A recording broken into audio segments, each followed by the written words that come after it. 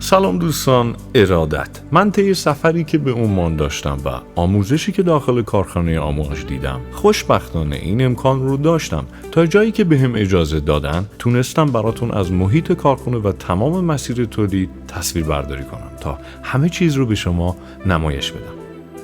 این قسمتی که دیدید ورودی کمپانی آمواژ هست که درست جلوی ورودی قبل از هر چیزی یک درخت کندر نظر شما رو جلب میکنه. باید بگم آمواژ کلاً به نمادها اهمیت زیادی میده. فرانکینسنس سیلور یکی از موادهایی هستش که در تمام عطرهای آمواژ به کار رفته. با ورود شما فضای رایحه‌ای خیلی جذابی به شما انتقال داده میشه. یک جنس رایحه‌ای نرم و زمینی در عین حال از جنس ادویه ها رو به شما ارائه میده.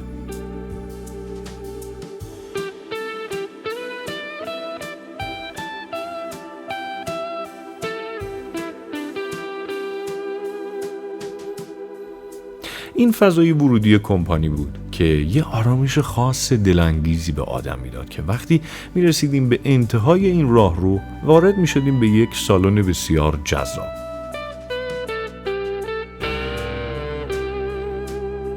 چندین نفر وظیفه این رو داشتن که شما رو آگاه کنن از داستان‌های برند آمواژ.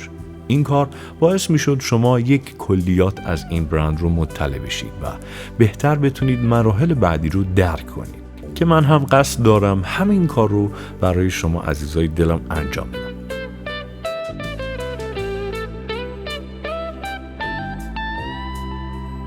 روی این میزی که مشاهده میکنید تمام تک نوت هایی که در این برند استفاده شده رو به صورت تک رایحه برای شما گذاشتن تا با درک جنس رایحه این مواد بتونید زیباتر فضای بویایی عطرها رو بشناسید.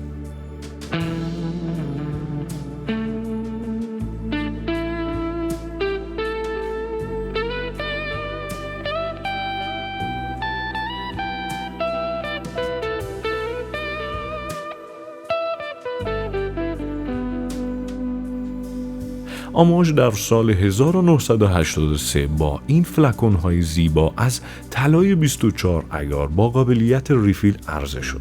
آمواژهای مردانه الهام گرفته از طرح خنجر عمانی با تزئینات خاصش کاملا متمایز است.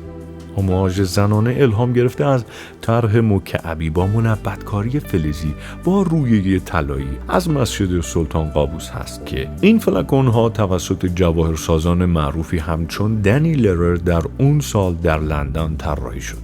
این فلکون‌هایی که در تصویر می‌بینید دوستان در سال 1988 با طلای 24 عیار ساخته شد و به سنگ‌های قیمتی مثل عقیق سیاه، چشم ببر، ملکیت و مروارید مزین شده بود که هر سنگ نمایانگر زیبایی و تجلیگر خاصی از عمان هست. باید بگم این باتل ها هم توسط جواهرساز معروف دنی لرر خلق شده بود. این باتل های نسل اول برند آمواژ هست که کاملا دستساز هست و متشکل از کریستال های فرانسوی با کیفیت و روکش طلای 24 عیار بوده که با طراحی مواج و روح کلاسیک خاستگاه عمان و کانسپت موج در آمواژ رو به نمایش میذاره.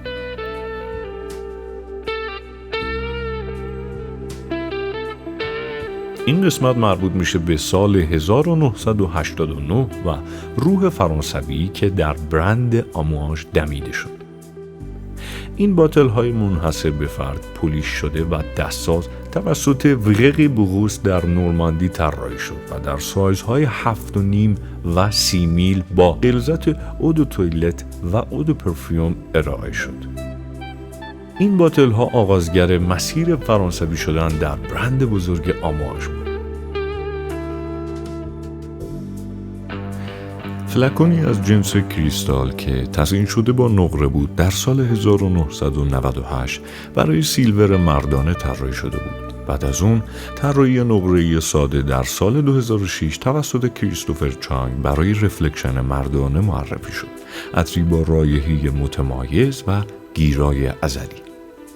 در سال 2007 با ورود کریستوفر چانگ و دیوید کریکمور باتل‌های جدید در تداوم با باتل‌های نسل اول طراحی شدند، با این تفاوت که طرح‌ها مینیمالیستی تر شدند. این طرح‌ها که تا به امروز تبدیل به امضای آمواج شده با درهای غیر آهنربایی بودند. پس از ارائه نسل دوم، تغییرات مختصری روی باتل‌ها اعمال شد که با درهای مغناطیسی وارد بازار جهانی شدند.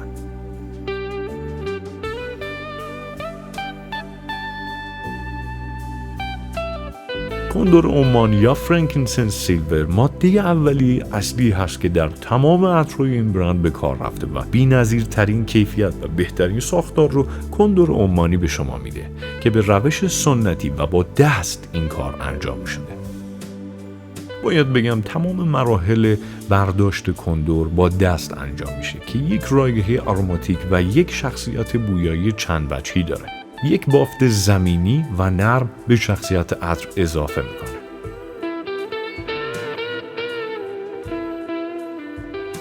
رز صخره‌ای عمان جزو نادرترین رزهای جهان به حساب میاد که در دامنه کوه اخضر به شکل خودرو رشد میکنه. با توجه به شرایط آب و هوایی خاص این منطقه، رزها فقط طی چند هفته در ماه آوریل رشد میکنن. ولی رشد در این بازه محدود رایحه قدرتمند آنها رو تقویت میکنه. رز صخره‌ای شکوه گلی عطرهای آمواژ رو به همراه داره که یکی دیگه از امضاهای مهم برند به حساب میاد.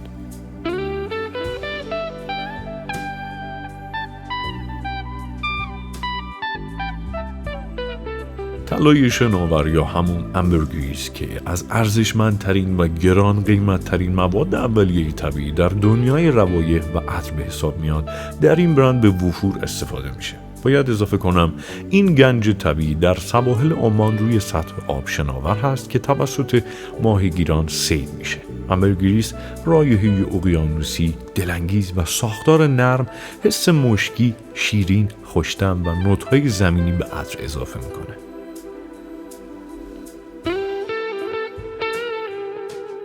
باتل‌های زادورا جز نادرترین فلکون‌های آمواژ در سال 2008 بود. این فلکون‌های نادر و کمیاب زادورا از کریستالی گرانبها به دست می‌آمدند که تماماً با دست تراش می‌خوردند. درهای زنانه از سنگ کوارتز روزی که با جزئیات الماسی هست و درهای مردانه از سنگ گران قیمت کلسدونی آبی استفاده شده. هر دوی این درها مراحل آبکاری‌های خاصی رو برای افزودن لایه شفاف پشت سر می‌ذاشتند. بطری‌های زادورا در سال 2008 با ارزش $150,000 عرضه می‌شدند. از اینجا به بعد هم کالکشن های جدیدی هست که باهاشون اکثرا آشنا هستین و براتون زیاد توضیح دادم ازش.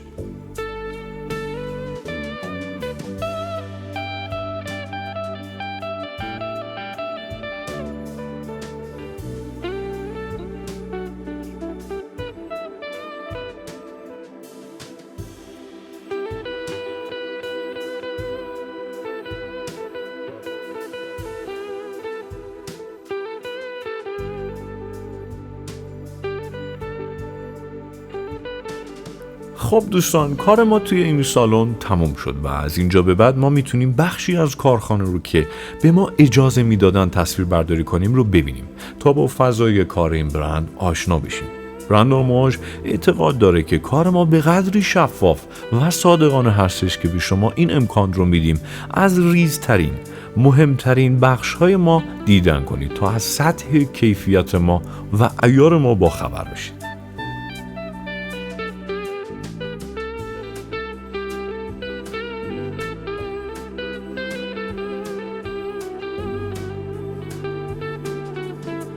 داخل این مخزن‌هایی که مشاهده می‌کنید مرحله نهایی و رسیدگی‌های انتهایی صورت می‌گیره و طی زمان‌های متفاوت بسته به نوع رایحه و عطر و غلظت مدت زمان همگن شدن ساختارهای مولکولی عطر هم متفاوت میشن که همون تکنیک مچوریشن و مستوریشن هستش که این کار باعث میشه مواد به خوبی با هم اخت بگیرن و به اصطلاح فارسیش میشه بلوغ برسن. از اینجا به بعد من اجازه تصویربرداری نداشتم به دلیل اینکه احترامی بود که برای شهروند عمانی قائل بودن. اعتقاد دارن که شهروند عمانی نباید در حین کار ازش تصویربرداری بشه و قسمت انتهایی کارخونه رو من نمیتونستم بهتون نشون بدم.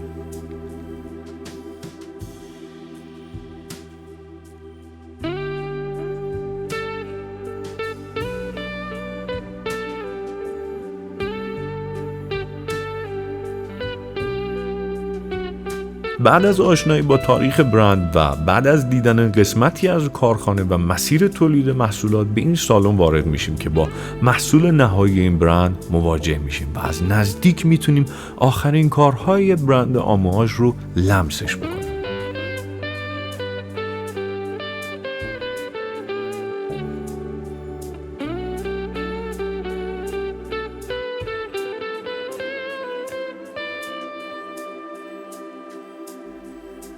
باید بگم آمواژ به عطرسازانش آزادی عمل تمام عیار میده. بیشتر خانه‌های عطرسازی و دیگر برندها به عطرسازها میگن که به دنبال چه نوع رایحه‌ای باشن، چه سلیقه‌ای رو دنبال بکنن، چه بازده قیمتی رو اجازه دارن و منابع مالی رو محدود میکنن و مسیر مشخصی براش ترسیم میکنن. اما در آمواژ به گفته خودشون عطرساز در فرایند خلق مسیری که طی میکنه و هزینه‌هایی که صرف عطرسازی میشه کاملا آزاده. کاملا آزاد. رنو سالمون مدیر هنری این برند حتی از عطرسازها سمپل هم نمیگه و نتیجه نهایی اونها رو میپذیره.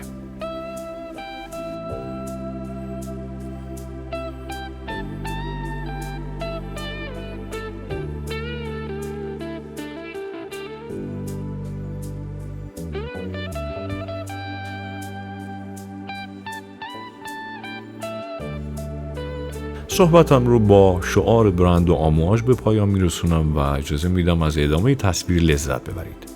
آمواژ فقط برای بار اول گران هست.